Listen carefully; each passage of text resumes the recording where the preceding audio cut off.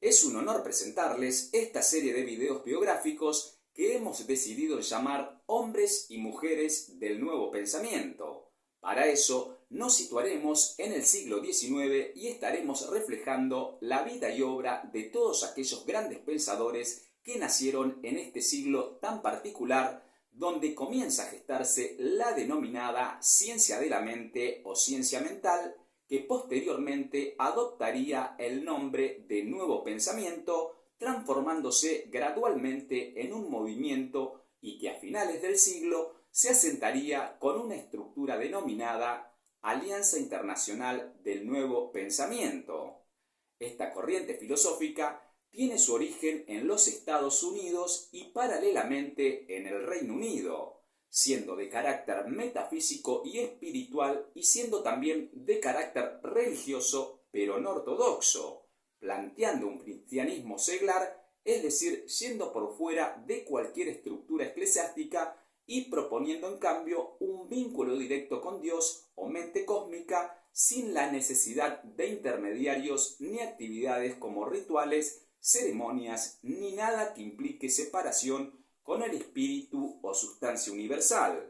aunque iremos viendo en algunos casos estructuras de índole ministerial o educacional, pero siempre bajo la idea de que cada individuo experimente dichas verdades de una forma personal y comprobando fehacientemente lo que declaran los diferentes autores a través de sus ideas, análisis, vivencias y experiencias descritas en sus obras. La idea central radica en develar la verdad de las leyes que rigen el universo a través de la comprensión personal para así entrar en el flujo del pensamiento correcto y poder acceder a una vida en total armonía con el universo, obteniendo de esta forma el privilegio de gozar de salud perfecta, éxito, riquezas y prosperidad ilimitada, permitiéndonos comprobar y desarrollar gradualmente por nosotros mismos las fuerzas latentes que existen en todos y cada uno de nosotros. En esta obra nos encontraremos con una gran diversidad de pensadores y pensadoras que, si bien tienen un sincretismo filosófico que los une, tales como la idea del poder de Dios que habita en nosotros y con el cual podemos conseguir todo lo que deseemos, vamos a observar también grandes diferencias en sus interpretaciones y metodologías, ya que cada autor plantea sus razonamientos y experiencias a través de su propia óptica, siendo esto lo grandioso de este cuadro variopinto de pensadores y pensadoras que nos ofrecen a través de sus diferentes métodos comprobarlos por nosotros mismos y de esta forma comprender que son nuestros pensamientos los que crean nuestra realidad.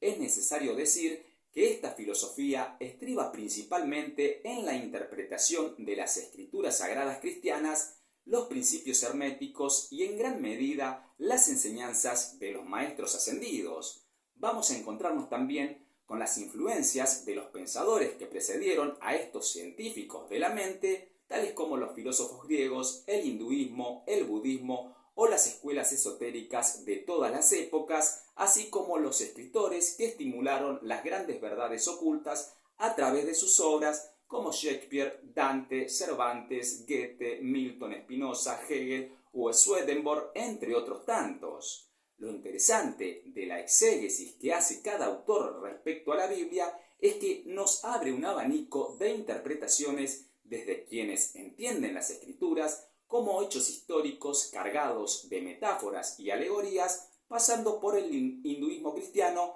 hasta llegar al concepto netamente psicológico, donde se afirma que el proceso de las escrituras bíblicas es un hecho que se desarrolla dentro de la psiquis del individuo, como es en el caso del último autor que estaremos presentándoles y que, a pesar de haber nacido a principios del siglo XX, lo hemos incluido en esta obra debido a que su gran imaginación así lo quiso.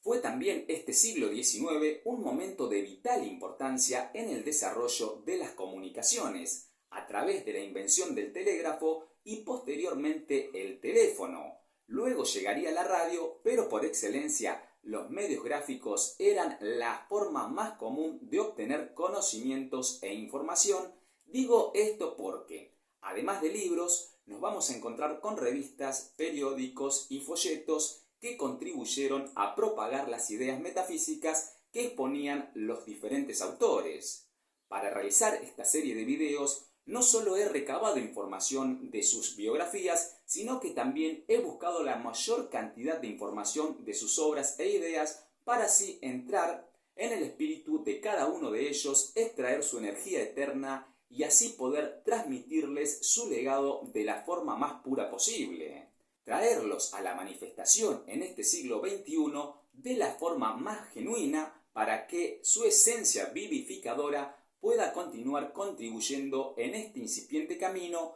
a interpretar las verdades que habitan en cada uno de nosotros, permitiéndonos así entender las grandes leyes que rigen el universo. Este trabajo pretende darle el reconocimiento que se merecen todos estos autores y honrarlos por su valentía para desafiar las creencias establecidas de la época, abriéndonos la senda de la ciencia de la verdad para que, en el presente y en el futuro, todas y todos podamos conocerlos y beneficiarnos de su sabiduría. En este primer capítulo vamos a hacer un breve repaso de todos los autores implicados a manera de epítome para reflejar los hilos conductores que dieron origen y permitieron la consolidación de esta luminosa filosofía. Lo primero que tenemos que advertir es que sus fundadores implícitos fueron Philip Parkhurst Quimby y Ralph Waldo Emerson, quienes pese a ser contemporáneos jamás tuvieron relación, pero sí tuvieron una visión aguda de la naturaleza que los caracterizó y les permitió encontrar grandes verdades a través de sus observaciones e intuiciones. Es por eso que no queremos adjudicarle el liderazgo a ninguno de ellos, aunque nos vamos a encontrar con autores que afirman que fue Quimby, otros que dirán que fue Emerson, pero no es nuestra intención entrar en ese escenario de postular a uno de ellos como el descubridor de esta antiquísima ciencia. Lo que tenemos que aclarar también es que ambos tuvieron contextos totalmente diferentes respecto a sus vidas, ya que Quimby provenía de una familia trabajadora y solo contaba con la posibilidad de una educación formal, mientras que Emerson provenía de una familia importante de generación de ministros protestantes y con acceso a la cultura y educación universitaria. Vamos a comenzar entonces por Emerson, ya que este trabajo pretende llevar un hilo conductor que vaya decantando y concatenando los hechos que dieron origen al movimiento del nuevo pensamiento, y continuaremos con Quimby, donde encontraremos las raíces y propagación de los autores que irían apareciendo durante todo el siglo XIX.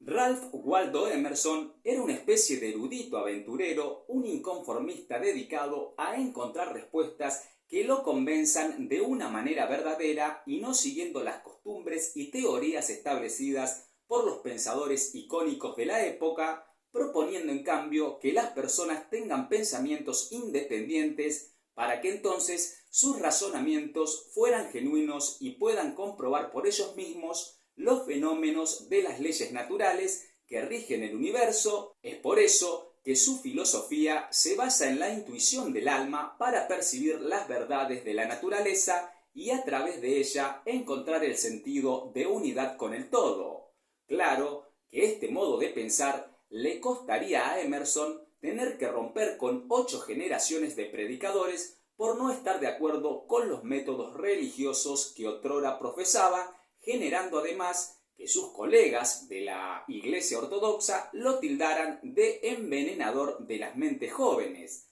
Algo parecido le ocurriría también en el ámbito académico, donde luego de dar un discurso que promovía la independencia de las ideas y las experiencias fuera de los claustros intelectuales, disgustara a las autoridades de la Universidad de Harvard, quienes no le permitirían que vuelva a hablar durante más de 30 años en la universidad de donde él mismo provenía. La gran personalidad trascendentalista de Emerson radica en ser auténtico, cuestionarlo todo y no conformarse con las teorías y tradiciones convencionales, además de criticar los métodos de las instituciones educativas, religiosas y políticas, instándonos en cambio a empoderarnos y a ser autosuficientes a través del conocimiento no solo intelectual, sino a través de lo empírico en salir a vivir y experimentar el mundo real, comprobando por nosotros mismos nuestras creencias y análisis, abriendo verdaderamente la mente, dejando los prejuicios de lado y viendo la belleza existente en toda la naturaleza, incluso en un cadáver. Por último, debemos destacar la gran influencia que tuvo Emerson en muchos pensadores de la época, así como posteriormente en escritores de todo el mundo. Finney Parkhurst Quimby fue un observador agudo de la naturaleza, un inventor e investigador autodidacta que realizó muchos experimentos para encontrar soluciones a sus problemas de salud, para luego transmitirlo a sus pacientes. Si bien no estudió medicina, tenía una capacidad innata que le permitía percibir los desequilibrios en la salud de las personas mediante clarividencia o clariaudiencia. Experimentó en un principio con el magnetismo animal de Frank Mesmer, utilizó los métodos de la hipnosis, la clarividencia y clariaudiencia hasta llegar a la conclusión de que las enfermedades son consecuencia de nuestras creencias, sean estas propias o ajenas, teniendo gran responsabilidad los médicos y religiosos, quienes, con sus influencias de miedo, enferman a las personas, declarando además que todas las enfermedades son psicosomáticas y afirmando que 9 de cada 10 personas enfermas estarían sanas si se aboliera la escuela de medicina. Claro que estas declaraciones de Quimby generaron una gran controversia, ya que sus palabras contradecían las ideas de los médicos y religiosos ortodoxos de la época. Si bien Quimby no era religioso, creía haber descubierto los métodos de curación por los cuales Jesús realizaba sus milagros, y en sus manuscritos podemos observar la interpretación que él le da a las escrituras sagradas. Su método de sanación consistía en hipnosis y autosugestión, logrando tratar a lo largo de su carrera a más de 12.000 pacientes. Lo interesante de Quimby es que no tenía intenciones de formar una escuela, sino más bien él proponía que cada persona reflexionara sobre su análisis y teoría para así poder comprobarlas por su propia experiencia. Debido al éxito de sus métodos, muchos se interesaron y se acercaron hasta Quimby para aprender de sus ideas y experimentos. De allí surgieron muchos estudiantes que posteriormente continuarían expandiendo este conocimiento. Entre los más destacados se encontraban Mary Baker Eddy, Julius y Annetta Dresser y el Dr. Warren Evans, quienes lograron curarse gracias al método Quimby de sanación. Luego de que Quimby dejara la existencia física, sus estudiantes continuaron con sus enseñanzas y a partir de ese momento surge en Estados Unidos un afloramiento de la ciencia mental a través de sus diferentes estudiantes, quienes de forma independiente formarían sus escuelas y consultorios de sanación, pero también comenzaría una controvertida disputa, ya que los Dresser acusarían de plagio a Mary Baker Eddy, quien fundaría la denominada ciencia cristiana. Julius y Annetta Dresser, además de conocerse en una charla de Quimby y luego contraer matrimonio, fueron los discípulos más fieles del Dr. Quimby y fueron los que continuaron con sus métodos de sanación y quienes conjuntamente con George Quimby, hijo de Finney Quimby y apoderado de los manuscritos de su padre, llevaron adelante la denuncia contra Mary Baker Eddy. Julius y su esposa Annetta expusieron a través de sus escritos lo que Julius explicó en una conferencia como la verdadera historia de la ciencia mental, nombrando a Quimby como el fundador del nuevo pensamiento, en tanto que Annetta escribió un texto llamado La filosofía de Finney Parkhurst Quimby, donde describe también las experiencias de su maestro. La pareja luego tuvo un hijo al que llamaron Horatio y que continuaría no solo con el legado de sus padres, sino también con la disputa legal llevada adelante contra la señora Eddy.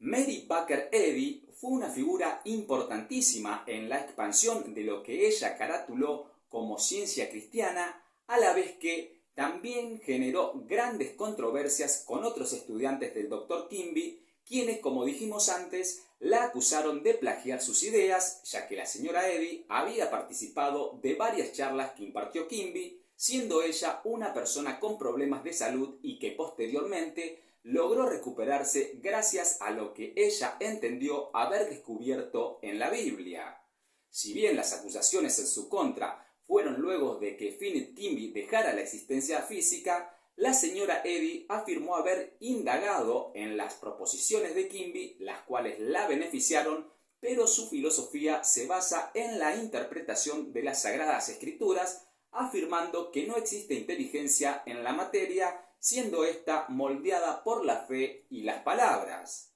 En su libro de cabecera, Ciencia y Salud, Mary Baker Eddy cuenta que el Dr. Quimby tenía una sabiduría que le era propia para lograr las sanaciones, pero que dicho secreto nunca fue revelado. Si bien podemos encontrar similitudes en la filosofía de Philip Quimby con la de Mary Baker Eddy, existen diferencias tales como la idea de Quimby de que todo es materia espiritual y la idea de la señora Eddy de que no existe espíritu en la materia, además de distanciarse del mesmerismo en el cual Quimby incursionó, experimentó y descartó posteriormente, diferencias que iremos analizando en particular en sus respectivos capítulos. Lo que pretendía la señora Eddy, luego de haber descubierto en la Biblia los métodos de sanación que utilizó Jesús, era incorporarlos a la Iglesia Ortodoxa de los Estados Unidos para que sus ideas formaran parte de la estructura eclesiástica, lo que de ninguna manera iba a ser permitido por la Iglesia patriarcal de la época, quienes también la amenazaron y atentaron contra sus establecimientos de enseñanza, motivo por el cual la señora Eddy formaría su propia estructura ministerial teniendo gran éxito. Por último, y al margen de las controversias, debemos reconocer que, de su instituto de enseñanza, salieron nuevos estudiantes, como es el caso de Emma Curtis Hopkins, quien propagaría aún más esta filosofía cristiana con sus propios puntos de vista. Emma Curtis Hopkins fue una estudiante de metafísica que logró sanarse siguiendo los métodos de Mary Baker Eddy, a quien luego contactó para ingresar en su Instituto de Ciencia Cristiana y su iglesia científica. Allí se desempeñó como editora de la revista del instituto, pero luego de un tiempo se distanció ya que tuvo diferencias con la señora Eddy al sugerir en una editorial de la revista Ciencia Cristiana estudiar otros autores además de las enseñanzas de Mary Baker Eddy, generando esto que la removieran de su puesto en la editorial. Ante esto, Hopkins renunció y formó su propia escuela con un cristianismo más abierto, y teniendo gran éxito logró instruir durante toda su carrera a más de 5.000 estudiantes, de donde surgieron futuros maestros que formarían a la vez sus propias escuelas, como es el caso de Charles y Myrtle Fillmore, fundadores de Unity, Marinda Kramer y Nona Brooks, propulsoras de la ciencia divina, entre otras tantas. El Instituto Hopkins fue fundamental en la organización incipiente de los estudiantes del Nuevo Pensamiento, que gradualmente se iría estructurando en un movimiento a nivel nacional.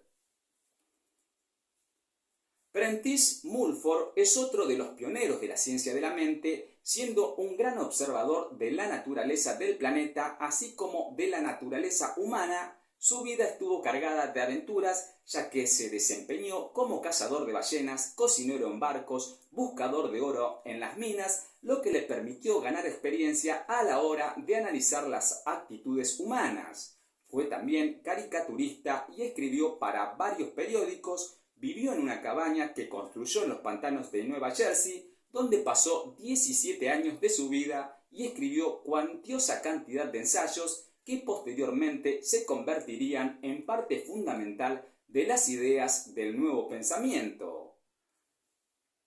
Hasta aquí hemos hecho un paneo de las principales personalidades que dieron origen a la filosofía de la ciencia mental en los Estados Unidos, pero ahora nos trasladaremos por un momento hasta el continente europeo para encontrarnos con un juez de gran percepción y sentidos psíquicos que ha contribuido notablemente al desarrollo y expansión de las ideas del nuevo pensamiento.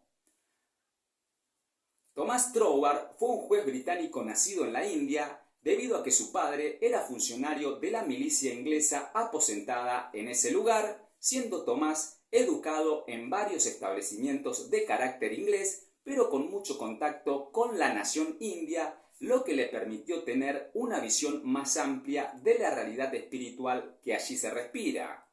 Un dato importante es que, durante su juventud, Troward tuvo que rendir un examen de metafísica en Punjab, lugar donde vivió y se desempeñó como juez durante muchos años, y sin tener el conocimiento suficiente del tema, dio respuestas que impresionaron al profesor, que inmediatamente le preguntó qué libros había leído para dar tales respuestas, a lo que Troward respondió que lo había sacado de su cabeza, ya que al no tener puntos de referencia respecto a la metafísica, se puso a meditar días antes, obteniendo así las respuestas que él creía que eran las correctas. A lo que el profesor sorprendido le respondió: si lo sacaste de tu cabeza, seguramente volveremos a tener noticias suyas próximamente. La vida de Troward, además de su rol como juez y pintor de cuadros en sus ratos libres, estuvo cargada de investigaciones y análisis respecto a las escrituras sagradas, tanto occidentales como orientales, lo que le permitieron sacar conclusiones muy interesantes que luego las volcaría en sus conferencias y libros.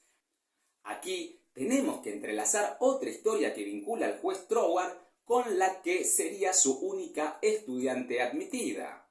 Genevieve Beren fue la única estudiante que tuvo Thomas Troward luego de que ella tuviera un corto y desafortunado matrimonio en el que su esposo fallece, lo que la llevó a preguntarse el sentido de la vida, incurriendo en un principio en la filosofía de la ciencia cristiana liderada por Mary Baker Eddy. Sin embargo, al no encontrar las respuestas que Genevieve pretendía, encontró un libro titulado Las Conferencias de Edimburgo del juez Thomas Troward, que la llevarían a trasladarse desde los Estados Unidos hasta Inglaterra para intentar estudiar con él. Ante la negativa del juez, ella se hizo la idea de que podía lograr alcanzar su objetivo de estudiar con él e insistió en su relación por correspondencia hasta que, en un momento, el juez le da la esperanza y la desafía a interpretar un pasaje de la Biblia que finalmente Beren logra develar para que, de esta forma, luego se convirtiera en la única estudiante que tuvo el juez Thomas Troward y que, posteriormente, expandería sus enseñanzas a través de sus conferencias y libros propios. Malinda Cranmer y Nona Brooks fueron las que apuntalaron y fundaron a la ciencia divina bajo las enseñanzas de Emma Curtis Hopkins. Sus historias se relacionan ya que ambas tuvieron experiencias místicas de sanación similares, pero sin conocerse, lo que finalmente las llevaría a interiorizarse en la metafísica. Nona Brooks y sus hermanas, quienes participaron de las charlas informales que impartía Kate Bingham, una vecina que logró sanarse luego de estudiar en el Instituto Hopkins, comenzaron a interiorizarse en profundidad en temas relacionados a la metafísica y espiritualidad para luego sacar sus propias conclusiones, ya que encontraron algunas diferencias con lo que enseñaba la señora Bingham, decidiendo formar entonces su propio método de enseñanzas. Malinda Cranmer, por su parte, venía trabajando en la denominada ciencia divina, dando conferencias y haciendo sanaciones por gran parte del territorio estadounidense. Enteradas las hermanas Brooks de su trabajo y viendo gran similitud en sus conclusiones metafísicas, lograron finalmente conocerse y le pidieron utilizar y trabajar bajo la nómina de la ciencia divina, a lo que la señora Cranmer accedió inmediatamente para luego coordinar, estructurar y dirigir misiones de ayuda y difundir sus métodos, siendo esta gran estructura el primer prototipo que asoció a todos los científicos cristianos en el incipiente movimiento del nuevo pensamiento. Charles y Mary Fillmore fue un matrimonio que encontró en el Colegio Metafísico de Emma Curtis Hopkins la solución a sus problemas de salud a través de los métodos que impartía el Dr. Eugene Wick.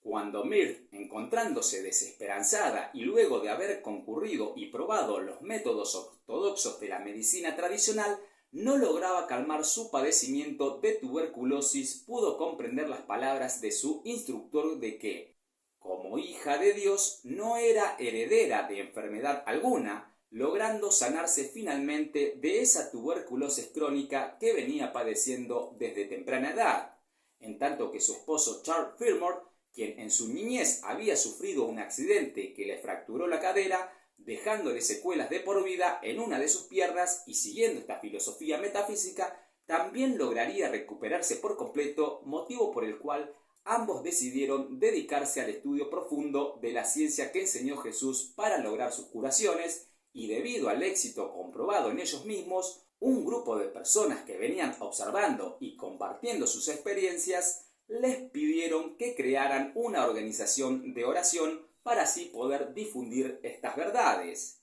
De allí nació un movimiento llamado Unidad del Silencio, que posteriormente se transformaría en Unity, una organización con una aldea vegetariana propia, así como una editorial y una radio por la cual difundían sus ideas. Esta organización continúa funcionando hasta el día de hoy, ofreciendo apoyo a las personas que lo requieren.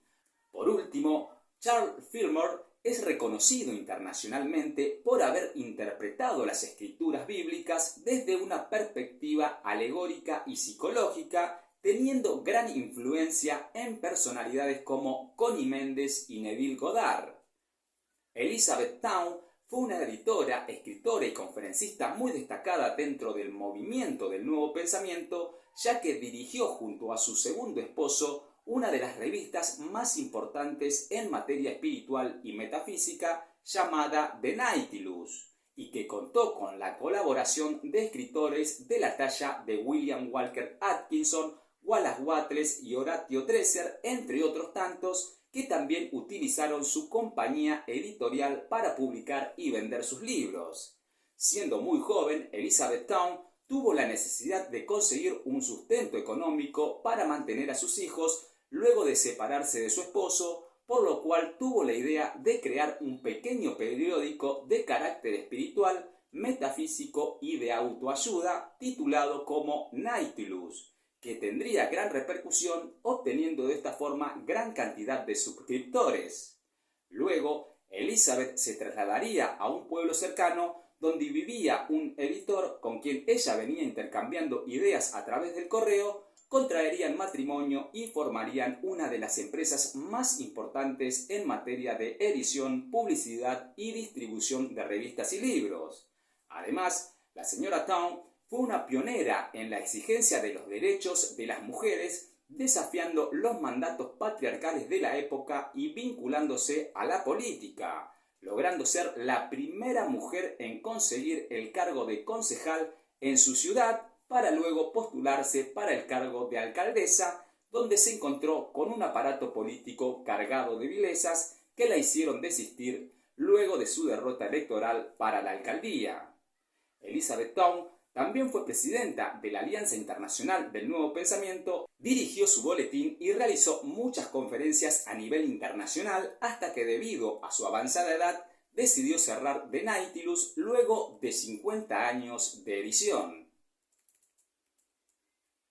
William Walker Atkinson fue un empresario y abogado que, luego de sufrir un colapso nervioso provocado por el estrés de sus negocios, se recuperó siguiendo las ideas del Nuevo Pensamiento, motivo que lo llevó a indagar en profundidad la filosofía de la ciencia mental, para luego escribir acerca de su experiencia de sanación, vinculándose con el ambiente espiritual floreciente de la época, donde comenzó a escribir artículos relacionados en revistas metafísicas y donde luego comenzaría a trabajar como editor asociado de una de las revistas del movimiento del Nuevo Pensamiento. Su carrera como editor fue inigualable, ya que escribió más de 100 libros en un periodo de 30 años, abordando no solo la filosofía occidental de carácter hermético, sino que también se interesó en las diferentes filosofías orientales como el hinduismo, el budismo, el zoroastrismo, entre otras,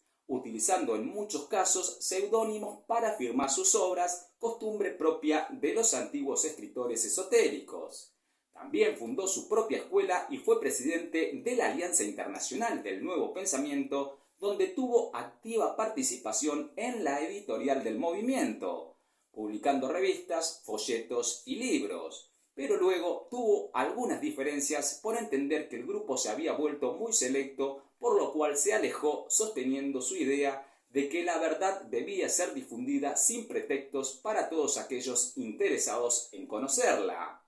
Entre sus seudónimos más conocidos se destaca el que utilizó en la obra El Kybalión, firmando bajo la nómina de 3 iniciados, siendo Atkinson el escritor más prolífero dentro y fuera del movimiento del Nuevo Pensamiento.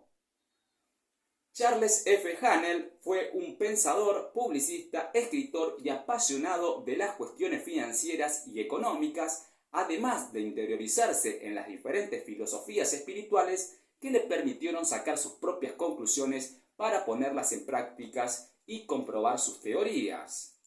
Mediante estos métodos, Charles logró posicionarse en el mundo de los negocios para luego escribir su más conocida obra titulada El sistema de la llave maestra, que lo convertiría en uno de los máximos exponentes dentro de la filosofía del Nuevo Pensamiento. Si bien no es mucha la información disponible respecto a la historia de su vida, se sabe que se relacionó con muchos pensadores de la ciencia mental como Elizabeth Town, William Walker Atkinson y Wallace Wattles, entre otros tantos. Wallace Deloy Wattles fue un pensador y escritor que se vinculó con el movimiento del Nuevo Pensamiento a través de la revista The Nautilus, dirigida por la conferencista y escritora Elizabeth Town, luego de haber experimentado y comprobado en sí mismo los poderes que tiene la mente humana. Proveniente de una familia trabajadora, se sabe que se desempeñó como granjero y que en su niñez tuvo escasa educación formal, pero, sin embargo, indagó en diferentes filosofías y religiones, además de estudiar a grandes pensadores que lo influenciaron de por vida, destacándose entre ellos Ralph Waldo Emerson y Georg Friedrich Hegel. Con una visión social y cristiana, formó parte del Partido Socialista, además de escribir una novela y una historia de ciencia ficción que fueron publicadas luego de que dejara prematuramente la existencia física.